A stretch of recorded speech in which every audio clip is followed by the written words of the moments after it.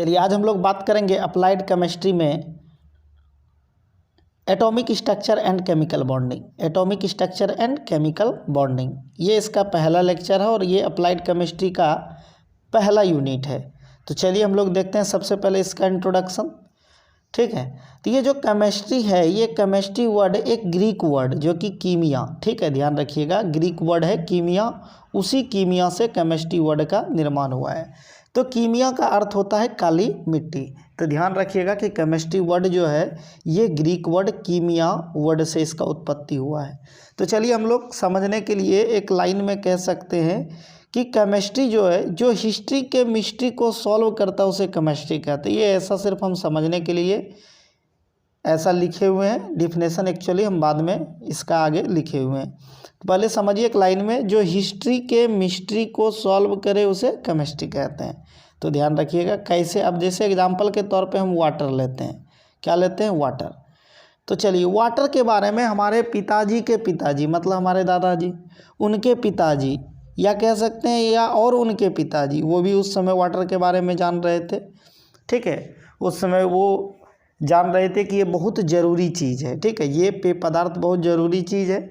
लेकिन हम लोग क्या हुआ कि ये जो जल था उसका रहस्य हम लोग धीरे धीरे, मिस्ट्री मतलब रहस्य होता है, मिस्ट्री मतलब क्या होता है, रहस्य।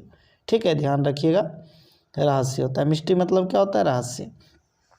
तो हम लोग उसी वाटर के रहस्य को आज तक हम लोग सॉल्व कर रहे हैं। अभी देखिए हम लोग क्या कर रहे हैं कि वाटर का कंपोजिशन क्या है, मतलब H2 और O2 अणु मिल के क्या बनाता है, जल बनाता है। फिर हम लोग देखें कि वाटर का कलर क्या है या वाटर का नेचर क्या है, ठीक है, या वाटर में हार्डनेस कैसे आता है या वाटर हार्ड होने का क्या क्या फैक्टर है, उसको रिमूव कैसे करते हैं। तो हम लोग क्या कह सकते हैं कि उस समय सिर्फ ये जाना जा रहा था कि जल बहुत ज़रूरी चीज़ है, ठीक है, हमारे लाइफ के लिए बहुत ज़रूरी चीज़ है। लेकिन आज हम लोग उसी वाटर के हिस्ट्री को सॉल्व करते आ रहे हैं। तो ठीक है, यही तो केमिस्ट्री है। तो इसीलिए हम लोग एक लाइन में कह सकते हैं कि जो हिस्ट्री के मिस्ट्री को सॉल्व करे उसे केमिस्ट्री कहते हैं। ये डिफिनेशन एक्चुअली लिखना नहीं है, कहीं से समझने के लिए हम आपको बताएं। तो एक लाइन में ध्यान रखिएगा क्या, कि जो हिस्ट्री के मिस्ट्री को सॉल्व करे उसे केमिस्ट्री कहते हैं। हिस्ट्री मतलब क्या हो गया, इतिहास। ठीक है, मिस्ट्री मतलब रहस्य, सॉल्व मतलब जान ही रहे हैं, सॉल्व करना, उसी को क्या कहते हैं, केमिस्ट्री कहते हैं। चलिए अब इसका एक्चुअली डिफिनेशन देखते हैं हम लोग। कह रहा है कि chemistry is the branch of science which deals, ठीक है, तो ध्यान रखिएगा, कह रहा है कि chemistry is the branch of science which study of composition, मतलब उसका क्या क्या कंपोजिशन है, स्ट्रक्चर, उसका स्ट्रक्चर क्या है, reactions, internal property of matter and utilization मतलब एप्लीकेशन, उसका एप्लीकेशन कहाँ है उस मैटर का। ठीक है, तो केमिस्ट्री में हम लोग क्या पढ़ते हैं, तो केमिस्ट्री साइंस का एक ऐसा ब्रांच है जहां हम लोग स्टडी करते हैं किसी भी मटेरियल का, किसी भी कंपाउंड का कंपोजिशन क्या है, स्ट्रक्चर क्या है, उसका रिएक्शन क्या है, ठीक है, और उसका इंटरनल प्रॉपर्टी क्या है उस मैटर का, और उस मैटर का एप्लीकेशन कहाँ करते हैं। तो इसी का डील हम लोग कहाँ करते हैं, केमिस्ट्री में करते हैं। तो ध्यान रखिएगा ये वाला डिफिनेशन। तो chemistry is the branch of science which study of composition, structure, reaction, internal property of matter and utilization मतलब एप्लीकेशन भी कह सकते हैं यहाँ पे ऑफ मैटर। चलिए उसके बाद अगला बात आता है फादर ऑफ केमिस्ट्री। ठीक है, कि केमिस्ट्री के पिता किसको कहते हैं, लेवोजियर को कहा जाता है। किसको कहा जाता है, लेवोजियर को कहा जाता है। कि फादर ऑफ केमिस्ट्री कौन है, लेवोजियर। चलिए उसके बाद क्लासिफिकेशन देखते हैं। केमिस्ट्री को 3 प्रकार से क्लासीफाई किया गया है, फिजिकल केमिस्ट्री, ऑर्गेनिक केमिस्ट्री और इनऑर्गेनिक केमिस्ट्री। तो ध्यान रखिएगा केमिस्ट्री का जो क्लासिफिकेशन किया गया है 3 वेज में। सबसे पहले फिजिकल केमिस्ट्री, ठीक है, उसके बाद ऑर्गेनिक केमिस्ट्री और तीसरा इनऑर्गेनिक केमिस्ट्री।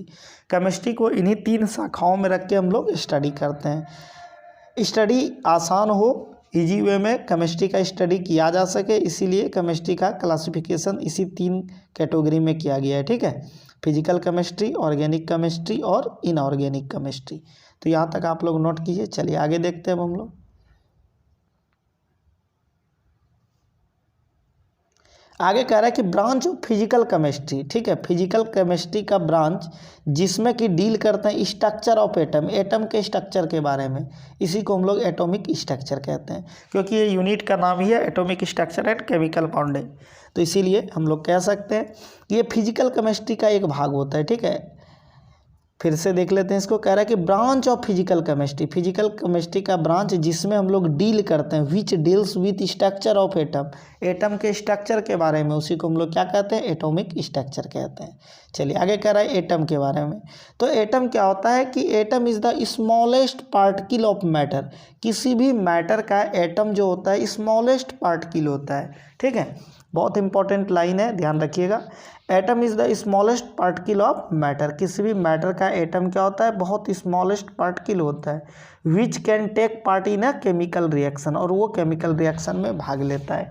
ठीक है, कोई बात यहाँ लिखा हुआ है which can take a part in chemical reaction, और वो क्या करता है, केमिकल रिएक्शन में भाग लेता है। तो ध्यान रखिएगा एटम के बारे में। एटम क्या होता है, किसी भी मैटर का स्मॉलेस्ट पार्टिकल होता है और यह केमिकल रिएक्शन में भाग लेता है। इट मे और may not exist in free state, और यह फ्री स्टेट में एग्जिस्ट कर सकता है या नहीं भी कर सकता है। जैसे यहाँ पे एग्जाम्पल के तौर पे लिया हुआ है hydrogen, helium, neon, oxygen, etc. तो ध्यान रखिएगा एटम के बारे में। तो एटम क्या होता है, किसी भी मैटर का स्मॉलेस्ट पार्टिकल होता है और यह केमिकल रिएक्शन में भाग लेता है, और या क्या हो सकता है, फ्री स्टेट में रह भी सकता है और नहीं भी रह सकता है। चलिए अब बात करेंगे हम लोग मॉलिक्यूल के बारे में। तो मॉलिक्यूल के बारे में कह रहा है कि the smallest particle of compound, molecule क्या होता है कि किसी भी कंपाउंड का स्मॉलेस्ट पार्टिकल होता है, जबकि एटम क्या होता है, किसी भी मैटर का स्मॉलेस्ट पार्टिकल होता है। मॉलिक्यूल क्या होता है, किसी भी कंपाउंड का स्मॉलेस्ट पार्टिकल होता है, which does not take a part in chemical reaction, और यह केमिकल रिएक्शन में भाग नहीं लेता है। तो ध्यान रखिएगा एटम और मॉलिक्यूल के बारे में। तो चलिए फिर से एक बार रिपीट कर देते हैं। एटम क्या होता है, स्मॉलेस्ट पार्टिकल होता है किसी भी मैटर का, और यह केमिकल रिएक्शन में भाग लेता है, या फ्री स्टेट में रह भी सकता है या नहीं रह सकता है। जबकि मॉलिक्यूल क्या होता है, किसी भी कंपाउंड का स्मॉलेस्ट पार्टिकल होता है और यह केमिकल रिएक्शन में भाग नहीं लेता है। चलिए आगे देखते हैं। आगे कह रहा है कि it exist in free state. ठीक है, यह क्या होता है, फ्री स्टेट में एग्जिस्ट करता है। ठीक है, जबकि एटम क्या करता है, फ्री स्टेट में एग्जिस्ट कर भी सकता है, नहीं भी कर सकता, लेकिन जब भी मॉलिक्यूल होता है ये फ्री स्टेट में क्या करता है, एग्जिस्ट करता है। चलिए इस लाइन को भी ध्यान रखिएगा। एग्जाम्पल के तौर पे हो गया H2N2 और O2। चलिए अब बात करते हैं हम लोग एटम के बारे में। तो ये जो एटम होता है इसका शेप स्पेरिकल होता है। एटम का शेप कैसा होता है, स्पेरिकल होता है। ध्यान रखिएगा, ऑब्जेक्टिव के पर्पज से बहुत इंपॉर्टेंट है। एटम का शेप कैसा होता है, स्पेरिकल होता है। किसी भी एटम का दो पार्ट होता है, ध्यान रखिएगा, किसी भी एटम का दो पार्ट होता है, इंटरनल पार्ट और एक्सटर्नल पार्ट। इंटरनल पार्ट और एक्सटर्नल पार्ट, यहाँ पे थोड़ा सा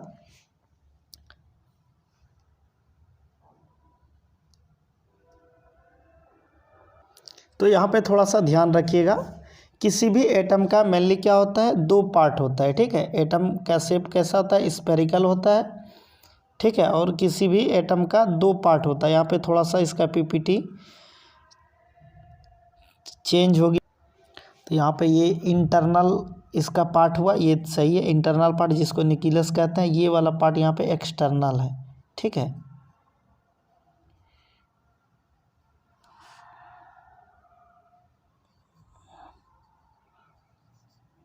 यहाँ पे थोड़ा सा गड़बड़ा गया, ये इसका क्या है, एक्सटर्नल पार्ट है। यहाँ पे लिखा हुआ था, ये थोड़ा इमेज इधर आ गया है पीपीटी में। तो ये इसका एक्सटर्नल पार्ट है, ये वाला इसका इंटरनल पार्ट है। ठीक है, और ध्यान रखिएगा एक्सटर्नल पार्ट को ऑर्बिट सेल या एनर्जी लेवल कहते हैं, या इसको एनर्जी लेवल भी कहते हैं।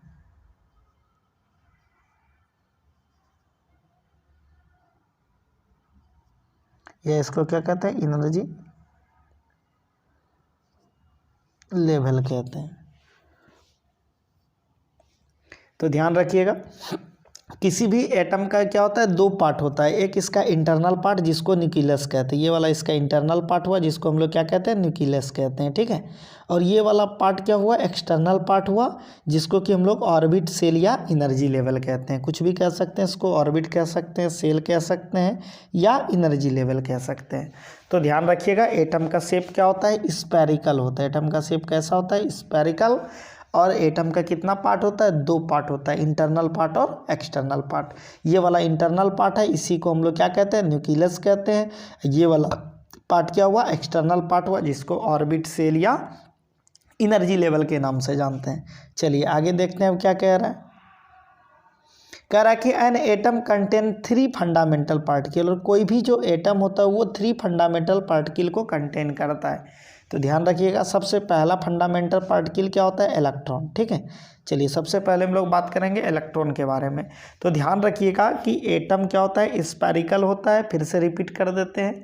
और किसी भी एटम का दो पार्ट होता है, एक इंटरनल पार्ट जिसको क्या कहते हैं, न्यूक्लियस कहते हैं, दूसरा एक्सटर्नल पार्ट जिसको सेल, ऑर्बिट या एनर्जी लेवल कहते हैं। और कोई भी एटम का जो 3 फंडामेंटल पार्टिकल होता है, ठीक है, कोई भी एटम है उसका 3 फंडामेंटल पार्टिकल होता है, इलेक्ट्रॉन, प्रोटॉन और न्यूट्रॉन। तो हम लोग पहला इसका फंडामेंटल पार्टिकल इलेक्ट्रॉन के बारे में देखते हैं। तो देखिए इलेक्ट्रॉन के बारे में 1859 ईस्वी में पता चला था, ठीक है। और यहाँ पे देखिए कुछ ये ईस्वी वेरिएशन मिलते रहेगा, क्योंकि एक्सपेरिमेंट कभी शुरू होता है लेकिन ख़त्म जो होता है वो बहुत लंबे समय तक एक्सपेरिमेंट चलता है, ठीक है। तो एग्जैक्ट ये जो ईयर होता है ना, ये वेरिएशन आपको मिलते रहेगा बुक सब में, ठीक है। तो यहाँ पे ध्यान रखना है लगभग। तो इलेक्ट्रॉन जिसको हम लोग ई से रिप्रेजेंट करते हैं, ठीक है, 1859 ईस्वी में इसके बारे में पता चला था। इस पर चार्ज जो होता है, इसका चार्ज क्या होता है, निगेटिव चार्ज होता है, ठीक है। इलेक्ट्रॉन 1859 ईस्वी में इसके बारे में पता चला था और इस पे चार्ज क्या होता है, निगेटिव चार्ज होता है। चलिए इसका डिस्कवरर, इसका खोजकर्ता जो था जे थॉमसन था। इन्होंने इसके बारे में 1897 ईस्वी में बताया था, ठीक है। 1897 ईस्वी में जे थॉमसन ने इसका पूरी तरह से डिस्कवर किया।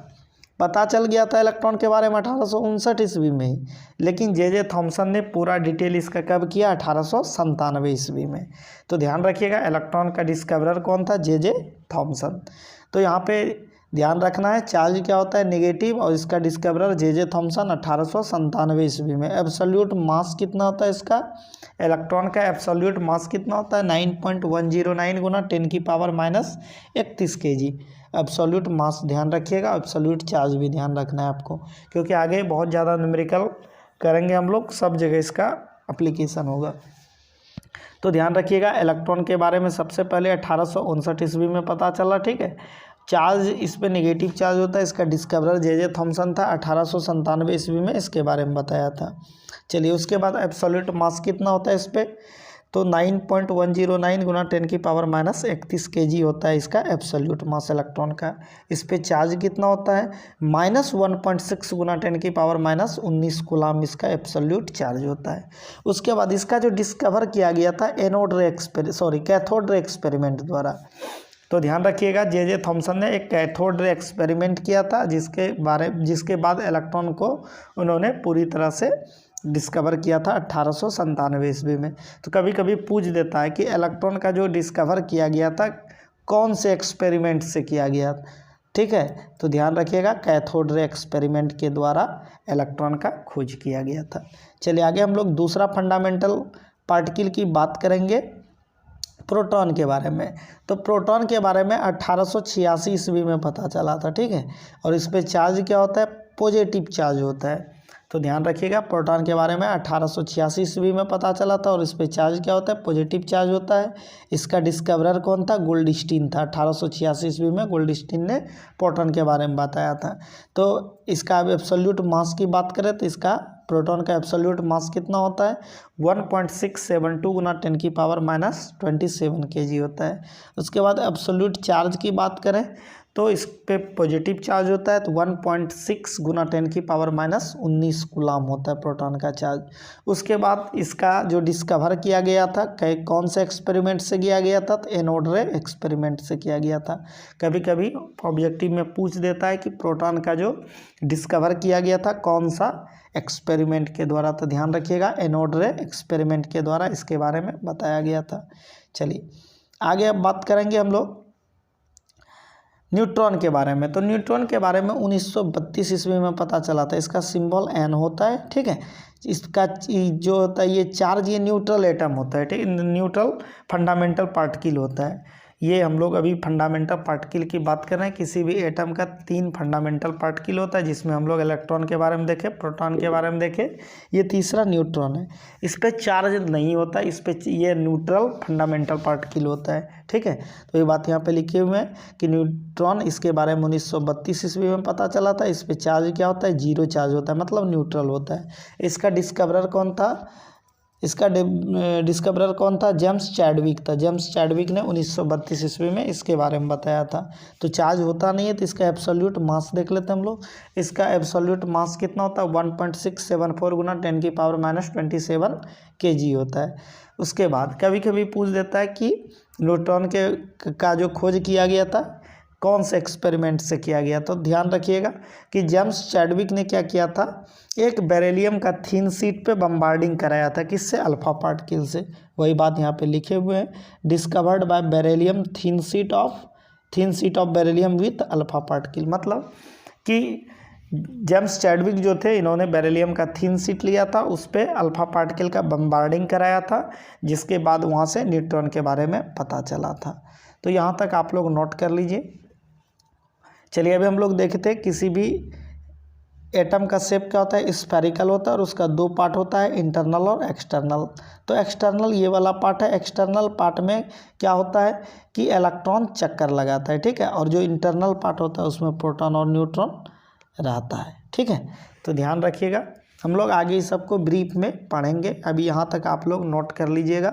हम लोग क्या क्या देखें, सबसे पहले इंट्रोडक्शन देखें, फिर हम लोग क्या देखें, केमिस्ट्री का डिफिनेशन को देखें, फिर हम लोग बात किए कि एटॉमिक स्ट्रक्चर मतलब फिजिकल केमिस्ट्री का एक पार्ट होता है, जिसमें हम लोग किसी भी एटम के स्ट्रक्चर के बारे में स्टडी करते हैं। फिर देखें हम लोग कि कोई भी एटम जो है उसका फंडामेंटल पार्टिकल कौन कौन सा है, इलेक्ट्रॉन, प्रोटॉन और न्यूट्रॉन, उसके बारे में डिटेल में बात किए। यहाँ तक आप लोग नोट कर लीजिएगा।